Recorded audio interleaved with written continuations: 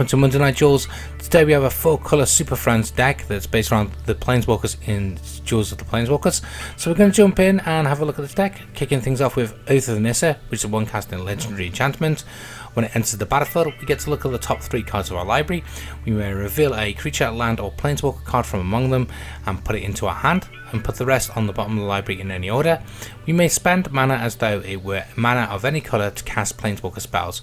Really like Oath of Nissa, it helps in the early game to get us a creature or land, whichever we need, and always helps in the mid to late game where we might need a Planeswalker to finish the game.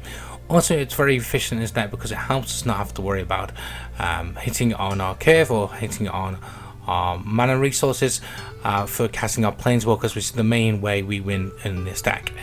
Moving swiftly on to 2 Sylvan Advocate, which is 2 casting 2/3 creature with vigilance, and as long as we control 6 or more lands, Sylvan Advocate and land creatures we control get +2/+2. I've talked very briefly about this card before. It's a very efficient card. It's featured in a lot of decks I play green in. I love it completely. It's really good if you're playing land creatures like Hissing Quagmire or stuff like that. Then please play Sylvan Advocate because it's just that ridiculously good. Moving swiftly on to Sylvan Ranger, which is a 2-casting 1/1 creature, and when it enters the battlefield we may search on library for a basic land card, reveal it and put it into our hand, then shuffle our library. Makes perfect sense for us to play some sort of mana fixing in a deck, and Sylvan Ranger fits that role very efficiently. Next up we have Declaration in Stone, which is a 2-casting sorcery where we get to exile target creature and all other creatures its controller controls with the same name as that creature, and then that player investigates for each non-token exiled this way. It's great to get rid of a bunch of tokens, maybe from the artifact decks that have been around on Duels. Sometimes it's helpful to get rid of bigger threats like Ulamog and stuff that's indestructible. It's very efficient because you're always trading a good creature for a token, and never ever is the investigate a downside because they never get a good trade-off for that. We're playing 1 Nissa Vastwood Seer, which is a 3-casting 2/2 legendary creature. When it enters the battlefield, we may search our library for a forest card, reveal it and put it into our hand, then shuffle our library. And whenever a land enters the battlefield under our control, if we control 7 or more lands, we exile Nissa and then return to the battlefield transformed as Nissa Sage Animist, which is a Planeswalker with free loyalty. We can gain a loyalty to reveal the top card of our library. If it's a land card, put it onto the battlefield, otherwise we put it into our hand. We can lose 2 loyalty to put a legendary 4/4 green elemental creature token named Shire the Woken World onto the battlefield, and then lose 7 loyalty to untap up to 6 target lands. They become 6/6 elemental creatures and they're still lands. This is really good at giving us some slight bit of card advantage where we get the card either into our hand or onto the battlefield if it's a land. We can also make a 4/4 token if needed. That's very rare that I do use that, and the -7 ability just wins games there and then. Moving swiftly on to 2 Tireless Tracker, which is a 3-casting 3/2 creature. Whenever a land enters the battlefield under our control, we get to investigate, which means that we put a colourless clue artifact token onto the battlefield. We've paid 2 sacrifice this artifact, draw a card, and whenever we sacrifice a clue, we put a +1/+1 counter on Tireless Tracker. Really efficient card, helps get this guy bigger whenever we sacrifice our clue tokens, and also helps us dig through our deck for answers. Pretty awesome. We're playing 2 Matter Reshaper, which is a 3-casting 3/2 creature. It does need to be cast with the colourless mana symbol, and when Matter Reshaper dies, we reveal the top card of our library. We may put that card onto the battlefield if it's a permanent card with 3 mana cost or less, otherwise we put that card into our hand. So it's very efficient in this sort of deck because we do play a lot of 3 2-casting cards and 1-casting cards, which can always help us in those positions, as well as our lands could also come in off this card as well. Anything over 3 that we reveal goes straight into our hands, so we never lose any sort of card advantage from this card. Moving swiftly on to 2 Oath of Gideon, which is a 3-casting legendary enchantment, and when it enters the battlefield we put 2 1/1 white core allied tokens onto the battlefield. Each Planeswalker we control enters the battlefield with an additional loyalty counter on it. It's really good that we get to make 2 guys for 3 mana, which is pretty efficient, and it's always sweet having an extra loyalty counter to help us get to the ultimates on some of the Planeswalkers we're playing. Moving swiftly on to Anguish the Making, which is a 3 casting instant.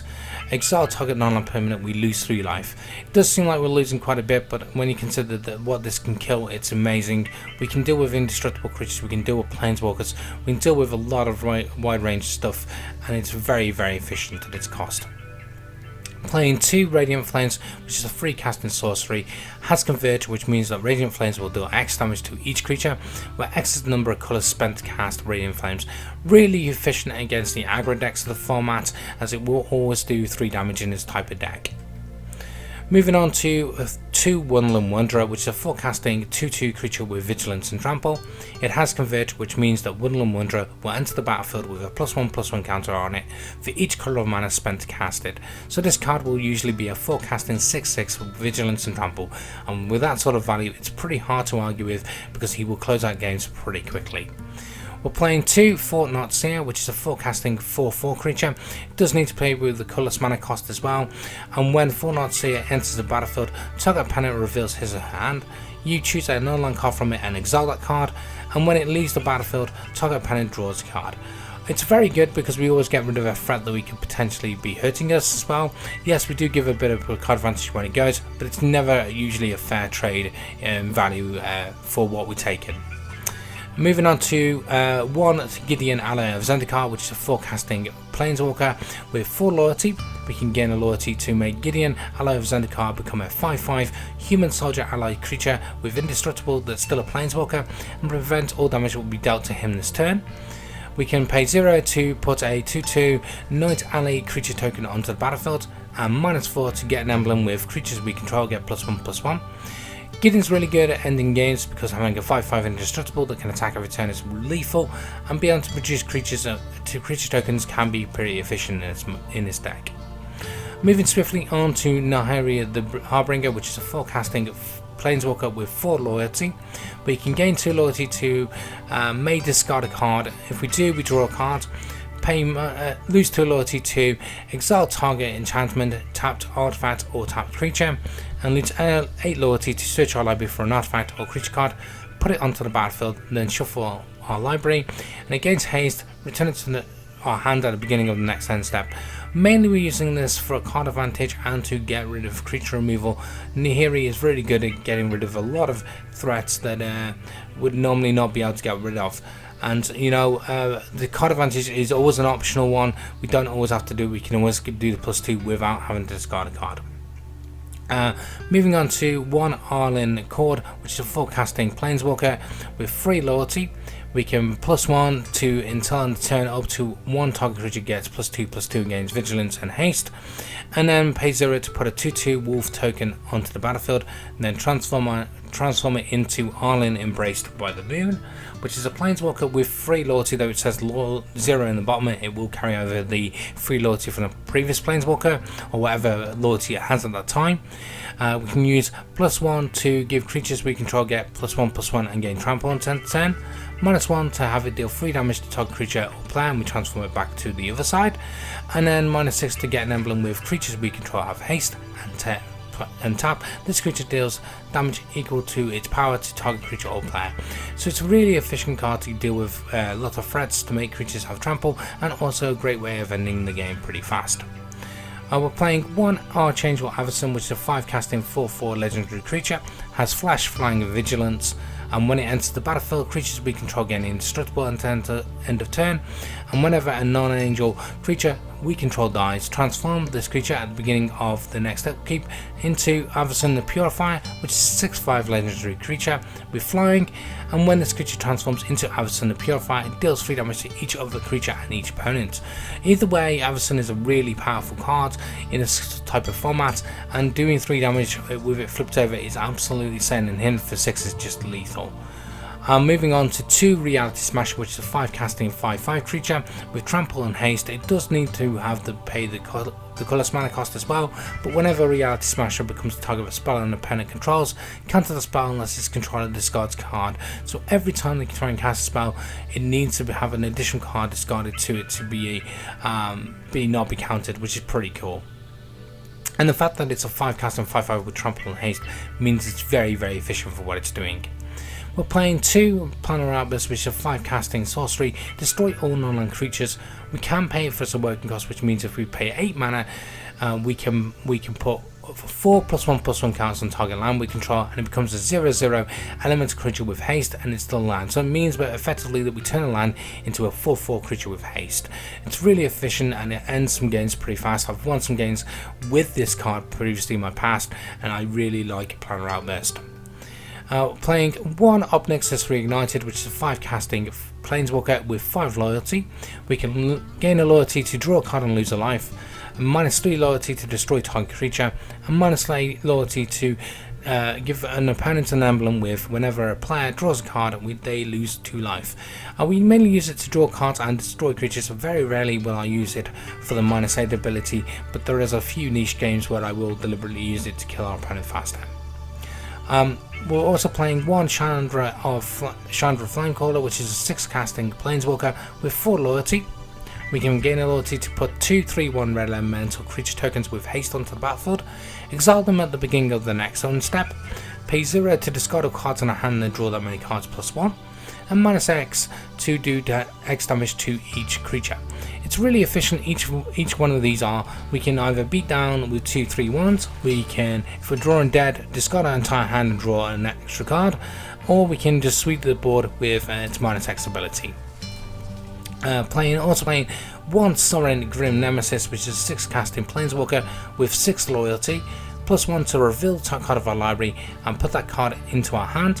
Each opponent loses life equal to its converted mana cost, -X to have Sovereign deal X damage to target creature or Planeswalker and we gain X life, and -9 to put a number of 1/1 Black Vampire Knight creature tokens with lifelink onto the battlefield equal to the highest life total among all players. Very rarely will we use the ultimate on this. It's usually used for the +1 and on rare occasions the -X as well. Lands this time are going to be 2 plains, 1 swamp, 1 mountain, 2 forest, 1 wastes, 2 Cindergale, which is a mountain and forest. It will tap for a red or green, and it will enter the battlefield tapped unless we control 2 or more lands. Canopy Vista is the green-white version as well, so it will enter the battlefield tapped unless we control 2 or more lands. Basic lands, that is though. Playing 2 Westerville Abbey, which is a land which you can pay for a colourless mana, pay 5, tap it, pay a life to put a 1/1 black and white human cleric creature token onto the battlefield, pay 5 to sacrifice 5 creatures and transform it and untap it into a Mineral Profane Prince, which is a 9/7 legendary creature with flying, lifelink, indestructible and haste. With those all things going on, you're going to win the game pretty quickly with that. It's pretty insane. We're also playing 2 Woodland Cemetery, which enters the battlefield tapped unless we control a swamp or a forest. It taps for a black or a green. Rootboom Crag, which is the version for red and green. Clifftop Retreat, which is the version for red and white. Sunpetal Grove, which is the version for green and white. And then lastly but not least, we are playing 4 Evolving Wilds. Okay guys, let's have a look at the starting hand, see what we get. This hand is okay. I like this. We've got the Sylvan Ranger, we've got the Evolving Wilds, we've got Radiant Flames if we get into some trouble. So we will lead out with the Evolving Wilds and we will crack that end turn for a forest and probably play the swamp on our next turn.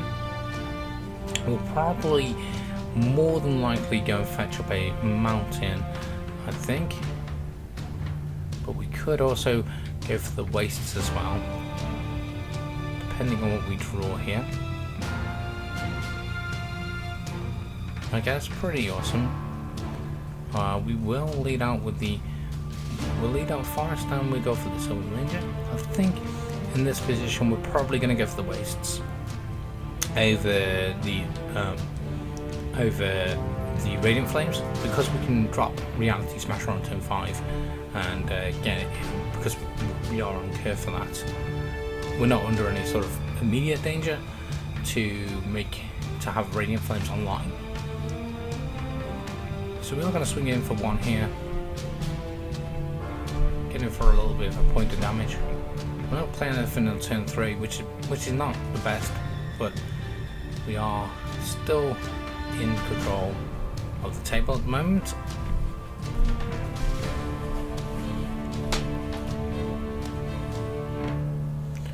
plays Olivia, mobilize the war. That's pretty good. So I'm suspecting I'm playing against red-black vampires. So this should be an interesting test for the stack. We won't swing in here for it's a very easy block, so we'll let that go. We will drop on curve Reality Smasher the next turn now and crunch him for 5.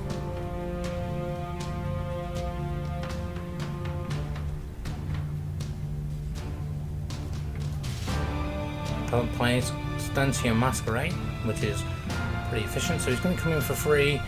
It's going to gain first strike, and then it's going to become a 4/4. So we will take 3 this time and go to 17.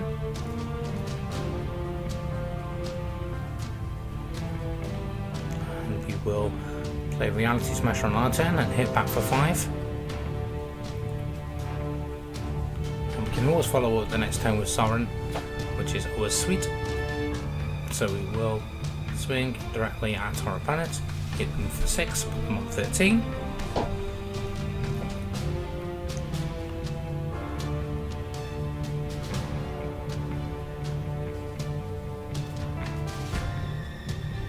See what our opponent wants to do in this position.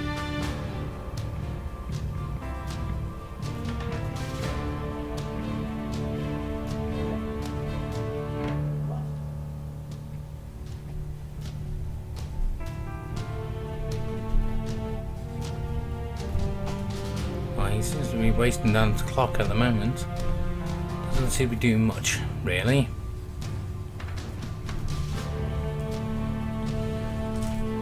I don't know what he's possibly thinking here. I have no idea. Just seems to be wasting the clock. Okay, so eventually plays a 4/3. Or 4/1, sorry. Does he want to give it haste?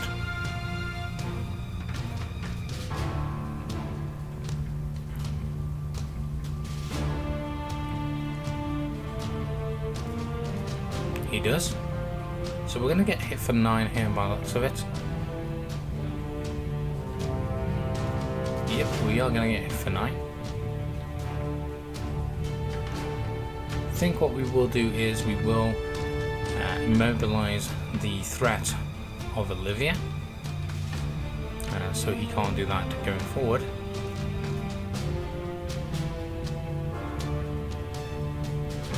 Okay, so we will play Grim, Soaring Grim Nemesis. We will have it lose 5 loyalty here to do 5 damage here, and we will just attack for 5 here. Put our opponent on 8.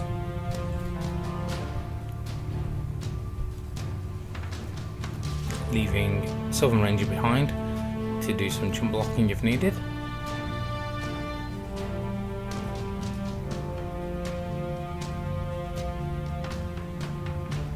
I mean, we have got Omnixus that we can play on our next turn to kill a threat. Gets in the way of the 5/5. Depends on what he wants to be playing. We shall wait. Seems to be playing red-black vampires very conservatively, which is a bit worrying because that's not usually the way you can play that deck, I don't think. Does he come for 7 here? Yes, he's still coming for 7. So I'm guessing he's got some sort of spot removal maybe, because this looks like a very, very easy block. I'm going to block, obviously. I'm going to keep Sovereign around. I'm going to throw away our Sylvan Ranger. No, nothing. Okay, that's a bit bizarre. Really? I was not expecting that. We could go for... I guess we could go here and just go for the win right now. Play another Reality Smasher and we will attack for 10. Doing 3 damage to it. Well, you're going to have to discard another card to do that. And he has a second Fiery Temper.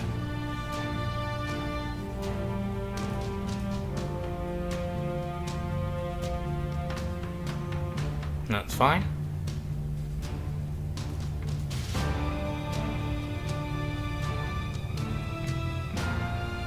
Huh.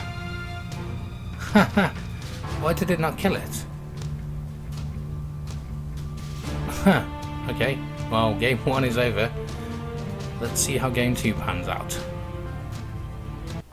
Okay, game 2, guys. Let's see what our starting hand looks like. It looks pretty good. I do like this starting hand. I might play the wilds first, although the Cinderglade and the Woodland Symmetry, it looks very interesting. So we will play the Cinderglade first, play the Woodland Symmetry on turn, and then probably go and dig up a Plains. So then we can play Oath of Gideon on turn 3 and be pushing through for a little bit of damage. So we will drop the Woodland Symmetry here, and we will go for the Sylvan Ranger. We'll go and find a Plains.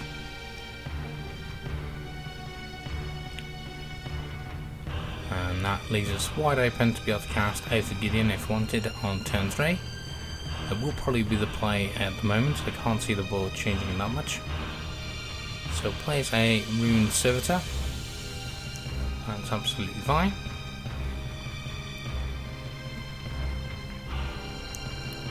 We will go ahead and play the Plains and play Oath of Gideon. And we will make a couple of tokens here. And there's no need to block attack here because we're not going to get through for any damage. So we will sit back and wait for him to come at us.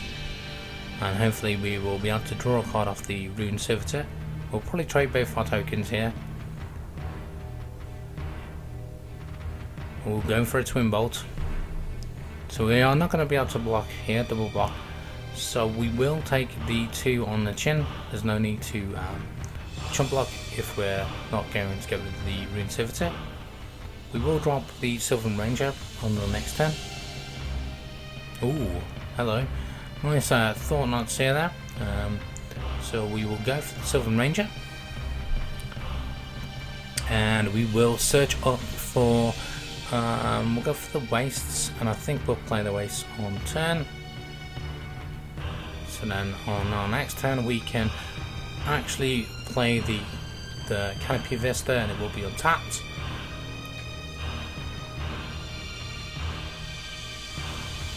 So we're just going to wait for our opponent to make a decision what he wants to do. Okay, plays a 3-2, which will be a 5-3 as long as he controls a artifact. So the Rune Servitor does not come here. That's absolutely fine. Okay, I think in this position we could potentially mess up our opponent maybe. He's got 4 cards on hand. I think we'll play a Evolving Wilds in this position. We will sit back on the Anguished Unmaking, wait for the 5-3 and the 2-2 to come in. And that's my prediction what the play will be. We shall see if that pans out. What we will do, we will exile the 5-3 and then double chump block the Rune Servitor. So plays a Grifter, yeah, that's fine. Just the 5-3. It is, okay, well we will then exile that card. And we will also get rid of the Evolving Wilds.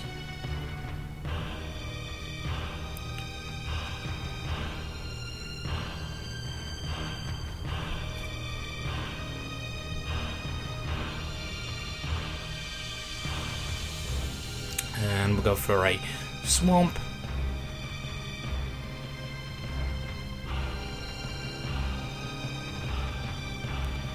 He has 4 cards in hand. I think we can go for... Actually, what I might do here is I might just swing here, and then if he chooses to block, I can then play Chandra and do 1 to each creature. So I do like that play. So we will swing in.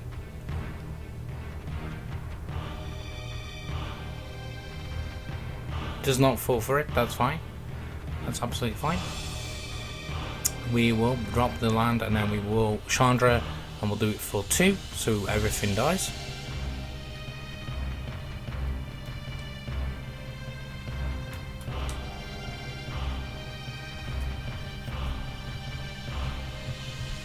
Unless obviously he has a pump spell here to make something live.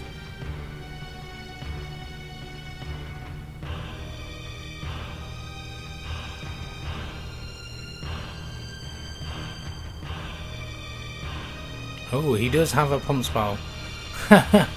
Okay, well, that's fine. He gets to keep a 1-1 around for the next turn. We just drew Sorin as well. That's pretty good. We're very much in control. Plays an Elvish Visionary. That's absolutely fine. I think probably Chandra's going to lose a loyalty in this position, maybe. Or is he going to go straight to the face? Still trying to figure out what this guy is playing. Yeah, so Chandra is going to lose 1. Oh, he has a second pump spell, so Chandra will be dead on this turn. That is fine.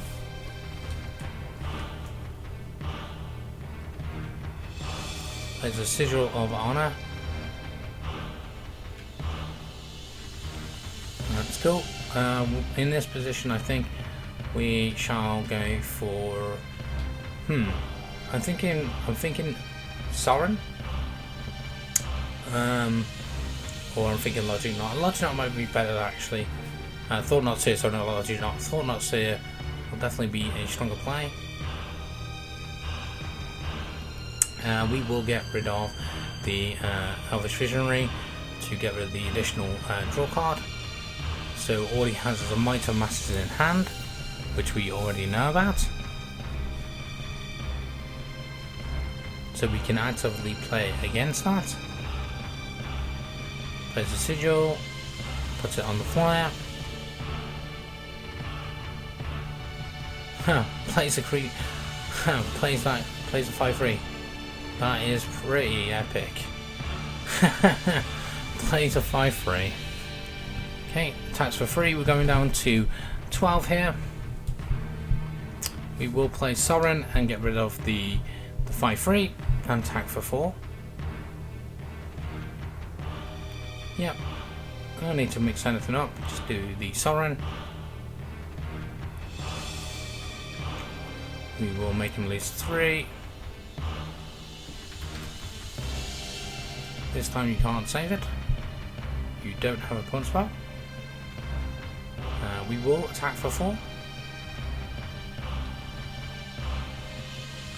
I know we're going to full hit back in the face. He would need another creature to be able to get in. I mean, he does have Might Masters, but that would be like overextending. Which is fine. I don't mind him overextending.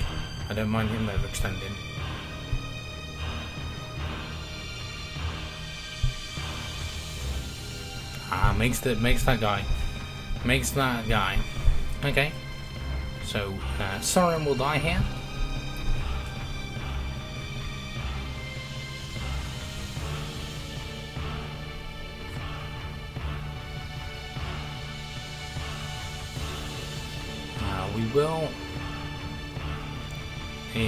We will attack for 4.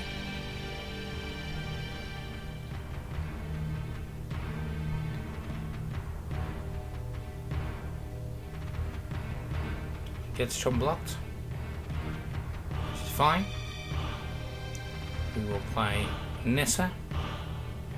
We haven't played land yet, so we can flip Nissa over and potentially ruin the position our opponent is in. I mean, we will let them draw a card, but I think we are going to be in a better situation in a moment. So we are going to draw a card here. Talos Tracker, and we will Wrath away the board, so Nissa does not get attacked. We will allow them to draw a card. So we are doing okay. We got a nice easy play next turn. We got Talos Tracker with Evolving Wilds, which is always a nice combination. Wow, a Pyre and Naya That is a pretty sick play right there. That is pretty sick.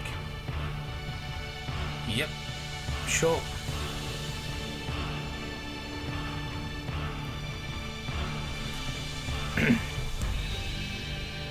So we will use Nissa again.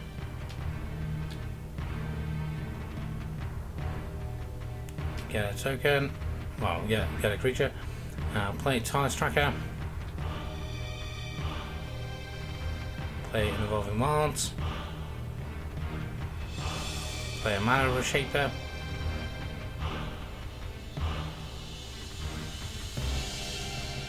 We will pass the turn.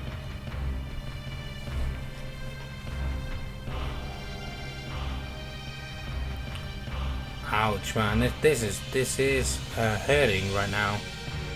Jeez, man, this is hurting. Okay, he's going straight to the face here, not going after Nissa. We will sacrifice this and go find additional land first of all. We'll come for the forest, and then we will.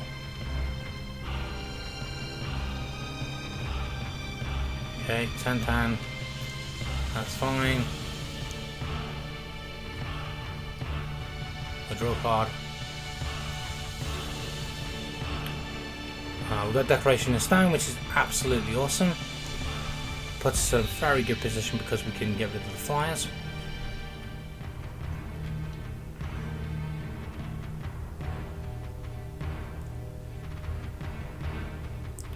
So we will cast Declaration of Stone on this little one. We'll play a. We'll go for Nissa 2+1 to get another land. And we'll play a Westerville Abbey as well.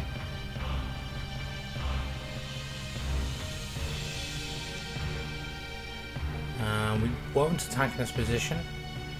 I don't feel like we want to be attacking in this position. No. I don't think we want to be. No, I don't think we do.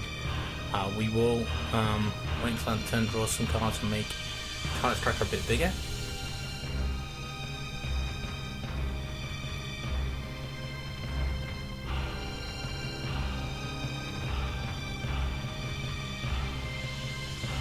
I mean, he has to win right now. That's the position he is in. He has to win right this second right now. He has to deal 5 damage to us. It doesn't look like he's going to get free with combat damage.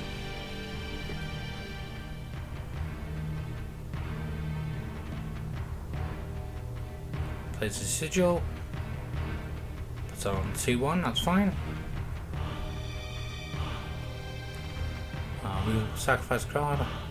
Sacrifice this, draw a card. Pump up Tireless Tracker. Draw a Decoration in Stone. Wait for him to attack.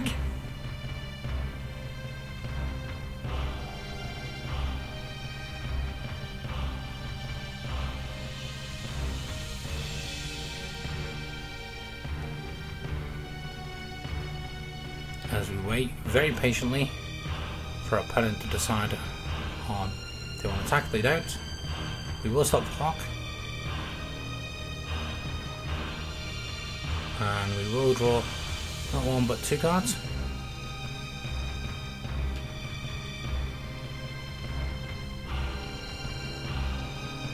I think we just use Nissa's ult in this position. Yeah, I think we just use Nissa's ult.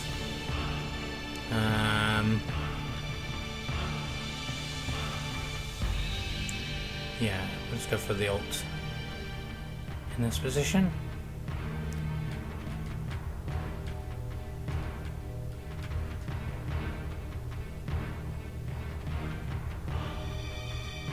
We'll play a Evolving Wilds again. And we will attack the 6/6, the 6/6, the 6/6, the 6/6, the 6/6, and the 6/6.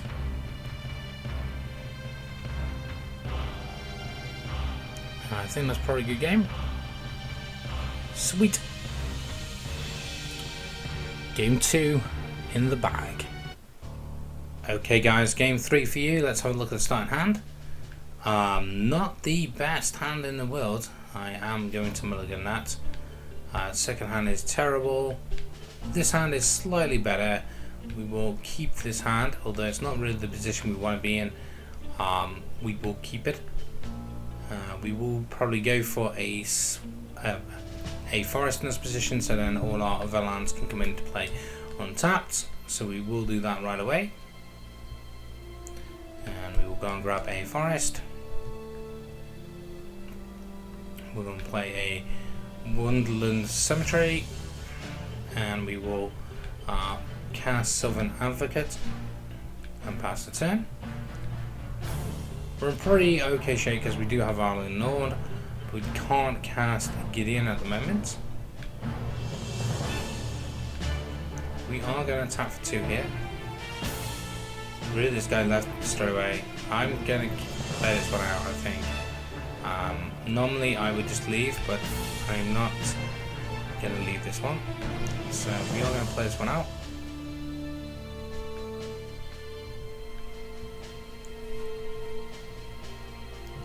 Plays a swamp.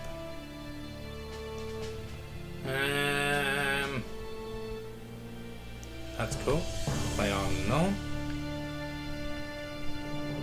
No? Okay.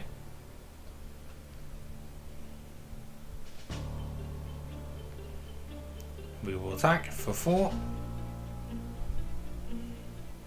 Put you on 14.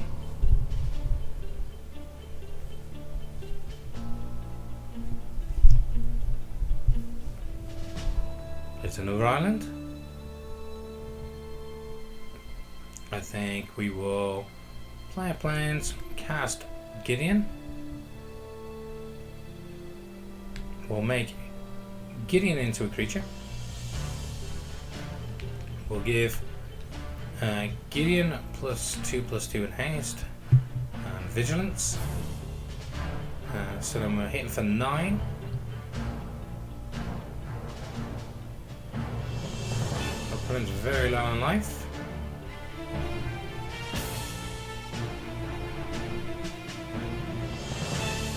Looks like they had an unlucky draw by the looks of this.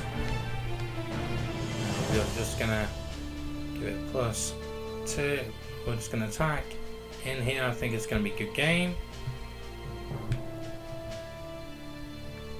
And that is it. It is good game. Nice quick game 3. Awesome. Okay guys, well thank you for joining me today. I really enjoyed playing Super Friends and showing off the list for you guys. Please comment, like and subscribe to my videos. There's annotations at the end for our Facebook, Twitter and our Instagram web pages that have now been set up, so you can follow us on those sort of sites. And yeah, I will catch you guys on Friday for Friday Night Duels. See you then. Bye bye. Ooh, Wonderland Wanderer. I'm not too sure I would have cast it with an active Sinister Concoction the other side of the table. I'm not too sure that's a clever or smart idea to do. Oh, he's doing 3 damage to me? That's really interesting. That's very, very interesting.